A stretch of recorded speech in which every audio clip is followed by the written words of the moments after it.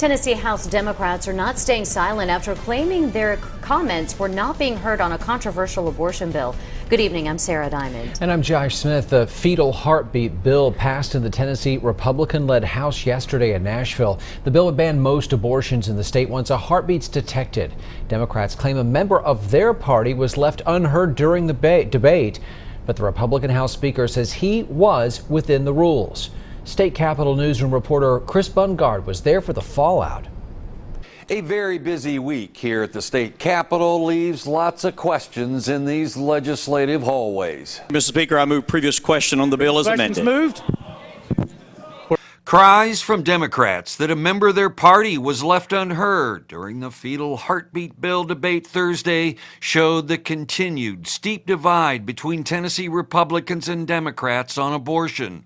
Representative Gloria Johnson wanted the bill amended to allow for abortion in cases of rape or incest, but she was not called on as the bill was quickly passed and claps came from the gallery. Order. Order in the room.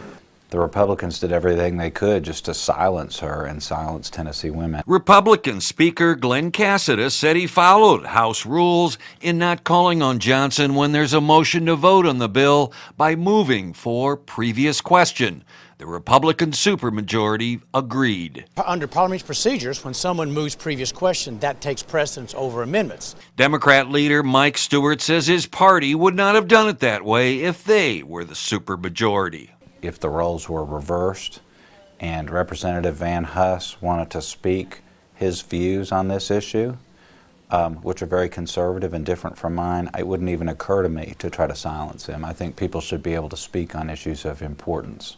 And next week begins a meatier part of the legislative session. House members begin dissecting the state budget proposed this week by Governor Lee. Reporting from the state capitol, Chris Bungard.